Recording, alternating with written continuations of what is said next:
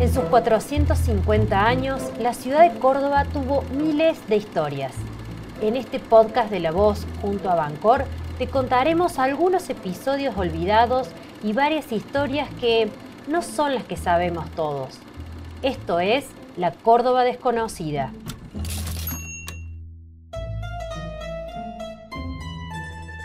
Hola a todos, bienvenidos a La Córdoba Desconocida. Mi nombre es Diego Marconetti y junto a mis compañeros de sección nos pusimos a pensar cuáles serían esas historias que a lo mejor no todos conocen y que estaría interesante compartir. En este capítulo vamos a hablar sobre el clamor cordobés, más precisamente lo que sucedió en la Revolución de Mayo, pero aquí, en la ciudad de Córdoba. Para eso está con nosotros un amigo de la casa, escritor, historiador, ex concejal, Esteban Dómina. Tito Dómina, ¿cómo estás? Bienvenido. Muy bien, Diego, gracias. A ver, ¿qué se puede describir de lo que era Córdoba en 1810? Bueno, Córdoba llevaba como tal 237 años de existencia, le había fundado Jerónimo Luis de Cabrera en 1573 y durante todo ese tiempo colonial, Córdoba había funcionado de acuerdo a las reglas de juego de esa etapa, las leyes de India, la sociedad estratificada, el virreinato, las autoridades designadas por el rey, sin mayores zozobras en cuanto a la cuestión puramente política. Por lo tanto, en 1810 es un momento disruptivo de esa Córdoba apacible. Era que una gran aldea, un gran pueblo, digo, estaba el arroyo, obviamente la cañada en su cauce natural, el río Suquía, todo eso, pero además en una ubicación estratégica, porque Córdoba estaba sobre el camino real que unía las dos capitales virreinales en ese momento, Lima y Buenos Aires. Y ¿El famoso Camino Real? Claro, el antiguo Camino Real, que todavía felizmente se conserva en algunos tramos y vale la pena recorrerlo. Pero Córdoba tenía una autosuficiencia en materia productiva, con varios rubros que eran pilares de su economía. Por lo tanto, siempre Córdoba no tuvo con Buenos Aires un complejo de inferioridad, sino, diría todo lo contrario, un rasgo que forma parte de la identidad cordobesa y que en ese tiempo estaba muy presente.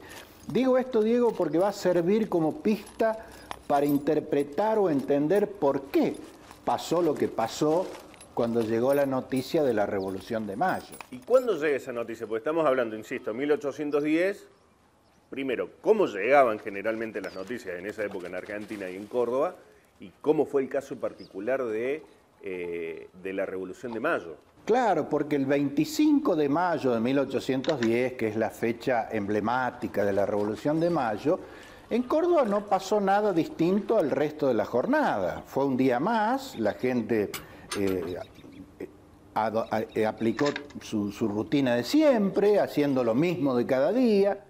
¿Qué había en Córdoba? Digamos, el cabildo, donde están los gobernantes, estaba la catedral. El famoso damero, Diego, de las 70 manzanas de Jerónimo Luis, porque todavía... Un par de cuadras la universidad. Tal cual, la manzana jesuítica de hoy, ¿no es cierto? Pero digo, eran las 70 manzanas, 7 por 10, todavía no había extramuros, digamos, los barrios fueron muy posteriores, una vida tranquila, apacible, muy ajustada al formato colonial, por lo tanto ese día no pasó nada.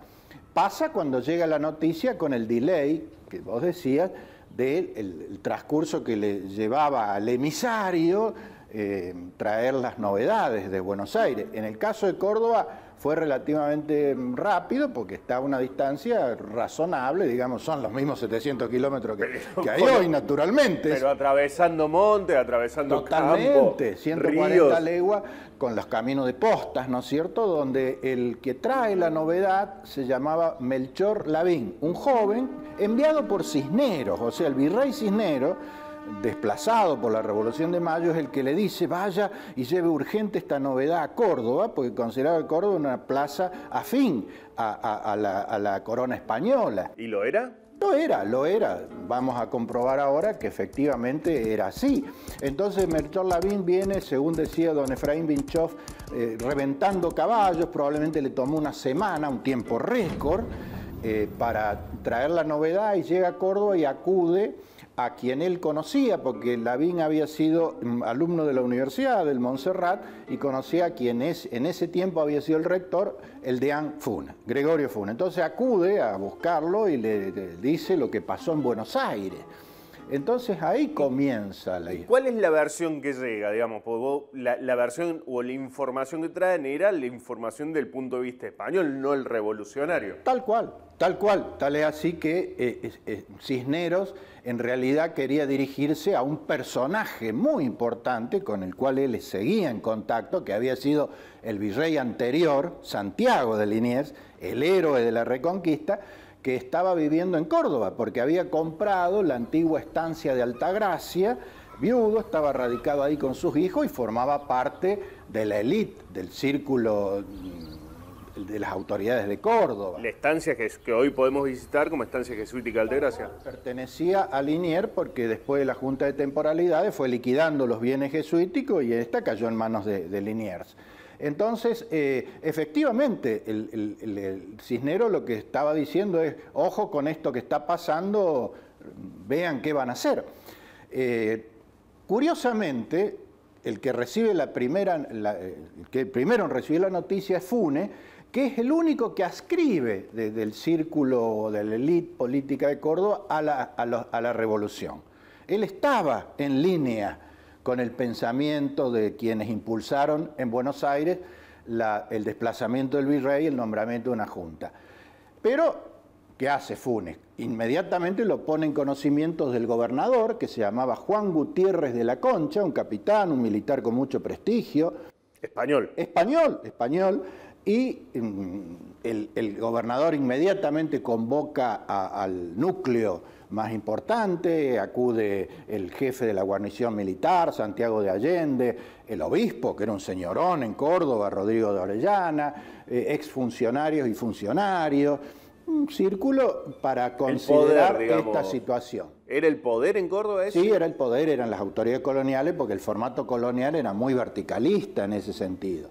Entonces, esa misma noche, así de urgencia, de apuro, se considera la situación, la única voz discordante era la de Funes, el resto estaban totalmente de acuerdo en desconocer esta revolución y, por supuesto, no acatar a una junta designada en Buenos Aires, en el Cabildo de Buenos Aires, que hay que recordar que no tenía jurisdicción sobre el resto del virreinato. Virreinato, Diego, el del Río de la Plata, enorme, que abarcaba 4 de los actuales países, o sea que además de nuestra República Argentina, incluía a Uruguay, Paraguay y Bolivia, que se llamaba Alto Perú, o sea, era enorme. Y esta decisión de designar una junta había sido tomada en un punto, en la metrópoli de ese virreinato, en un edificio, en el Cabildo, con la participación de no demasiada gente. Por lo tanto, digo esto porque no es irracional que este núcleo cordobés haya decidido no acatar. Además, estaba siempre la pica con Buenos Aires, ¿no es cierto? Como diciendo, esto es una decisión que han tomado allá. Y se mantuvo entonces Córdoba, por designio de sus autoridades, mantuvo la lealtad y la fidelidad al rey Fernando VII, que, recordemos, estaba preso de Napoleón. Impedido de reinar. Y está muy bien lo que decís vos, preso, porque la mayoría de los libros dice preso y uno lo imagina detrás de unos barrotes. No, estaba en un palacio donde Napoleón lo había llevado con toda la corte, pero recluido más que preso. Sí, pasándola bien, pero impedido de reinar porque Napoleón le había designado a su hermano, José Bonaparte, en el trono. Y la Revolución de Mayo ocurre cuando cae el último bastión fernandista, que es la Junta de Sevilla. Lo único que quedó en España como resabio del trono de Fernando VII, el Consejo de Regencia en Cádiz. Y en Córdoba se decide mantener lealtad, como pasó en otras partes, porque esto también pasó en la banda oriental, pasó en el Paraguay, que mantuvieron el vínculo, o dijeron mantenerlo, con el Consejo de Regencia. ¿Y eso originó una especie de contrarrevolución? Absolutamente, porque hasta aquí podríamos hablar incluso del lado B de la Revolución de Mayo, porque la Revolución de Mayo, que tuvo todo ese ímpetu de desplazar al virrey, de colocar a una junta de gobierno, en Córdoba no fue así. En Córdoba fue distinto y naturalmente cuando llega esta noticia de rebote a Buenos Aires, que en Córdoba pasaba esto, desde Buenos Aires la Junta despacha una expedición militar al mando de Francisco Ortiz de Ocampo, que iba a seguir viaje al Alto Perú, la actual Bolivia, donde tampoco acataban, y con el fin de sofocar esta revolución, contrarrevolución, rebelión de Córdoba, ¿no? Así que viene esta expedición militar, cuando se enteran las autoridades locales, Liniers, los demás, y ven que la relación de fuerza no es la suficiente, deciden emprender viaje hacia Alto Perú para buscar refuerzo. Cuando llega Ortiz de Campo, manda partidas a perseguirlos y son detenidos, fueron tomando cautivo. A Liniers lo detienen allá casi saliendo de Córdoba, en una posta Las Piedritas, y lo traen prisionero junto al resto de los que habían participado de la decisión, los instalan en los calabozos del Cabildo, Diego. En eso que están, que es muy lindo invitar a la gente que los recorra, que están en el subsuelo y que han sido redescubiertos y restaurados en los últimos años. Exactamente, es lo poco que queda del Cabildo original, porque todo lo demás es muy posterior, pero ese subsuelo, en esos calabozos estuvieron detenidos y Ocampo, Francisco, tenía la orden de fusilarlos allí donde los encontrara. O sea, no había medias tintas, no había reclusión, sino fusilamiento. Eran las instrucciones, porque sobre todo el ala dura, el jacobinismo, Moreno, Castelli, querían que esto obre como un mensaje duro al resto del virreinato, como diciendo, miren lo que les puede pasar si no obedecen. Efectivamente, Ortiz de Ocampo no cumplió la orden, posiblemente porque hubo mucho lobby a favor de esta gente, porque eran la gente más importante de Córdoba. El propio Funes, Gregorio Funes, aunque no compartía el pensamiento y la ideología, bregó para que se les perdonara la vida. Bueno, lo cierto es que Ortiz de Ocampo pensó que iba a generar una situación muy complicada si llevaba a cabo la orden. Una rebelión popular, digo, Podría una cosa haber así. pasado. Entonces, ¿qué hizo? Bueno, se los mandó a Buenos Aires, en una carreta, hay que imaginarse eso, por el viejo Camino Real. También este viaje largo de más de 7 días, que fue el que vino rápido, sino mucho más lento. Mucho más lento, porque carretas tiradas por bueyes, los tipos engrillados, altos personajes, ¿no es cierto? Así que mientras esta caravana, esta triste caravana va con los prisioneros a Buenos Aires, la novedad llega antes, naturalmente. Entonces, el ala dura, estos jacobinos que decíamos, dijeron, no, mucho menos querían que llegara a Buenos Aires Santiago de Liniers, porque era una figura muy popular. Héroe de las invasiones inglesas. De las invasiones, era casi un Messi, podríamos decir con todo respeto. Entonces, Moreno, Castelli y todo ello decían, si esta llega, acá no vamos a poder hacer nada. Entonces, ¿qué hacen?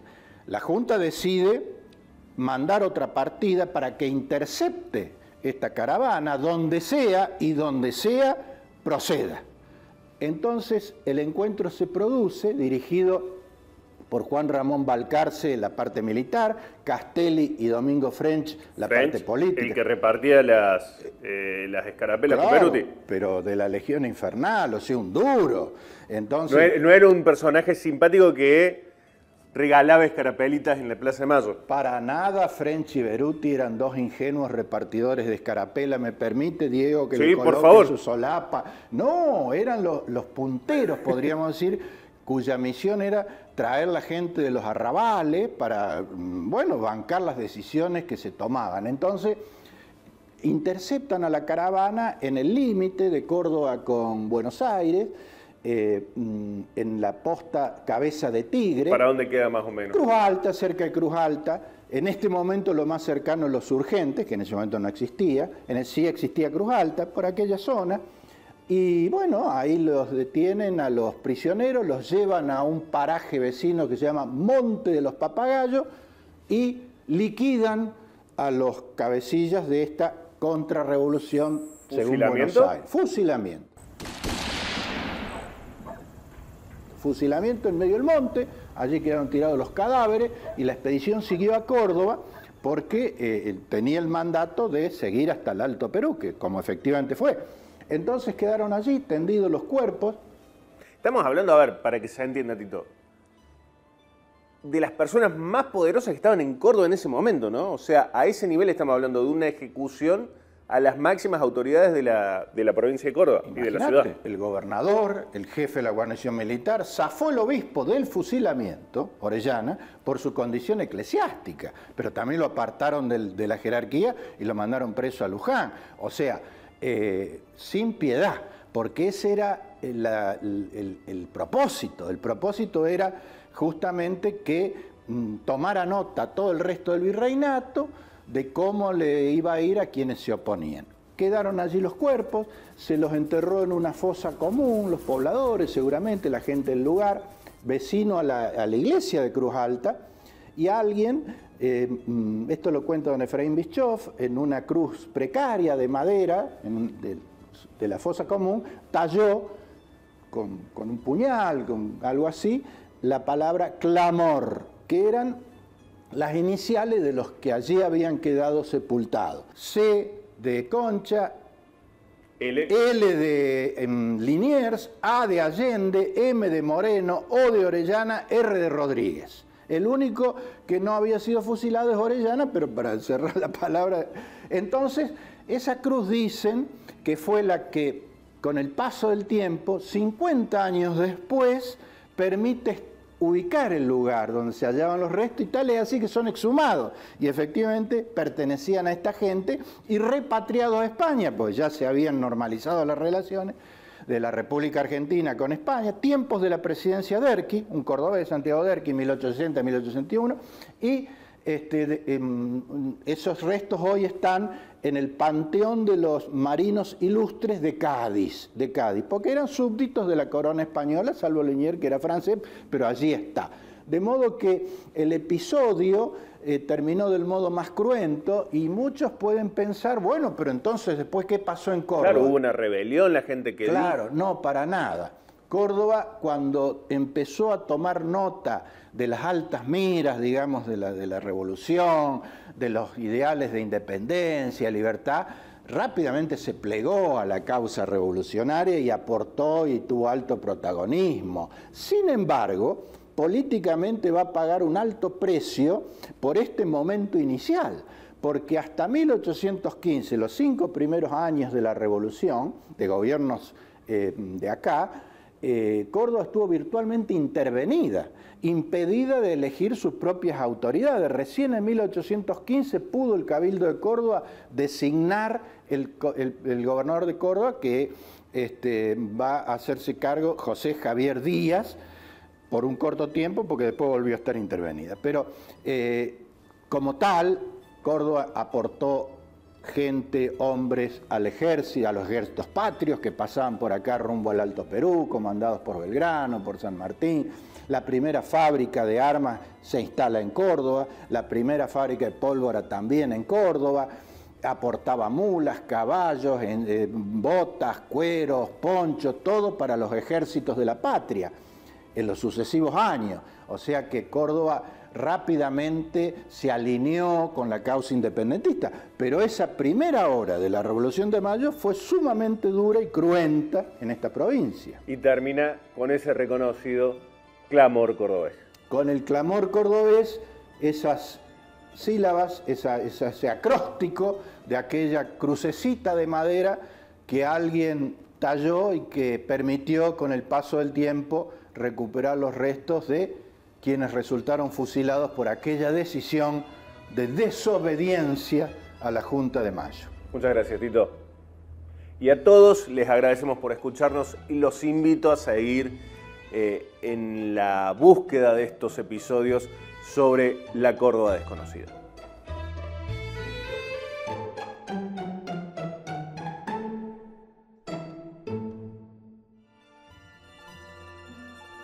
Gracias por estar del otro lado. Esto fue La Córdoba Desconocida, un podcast de La Voz y Bancor, el banco de todos los cordobeses. Nos encontramos en un nuevo capítulo.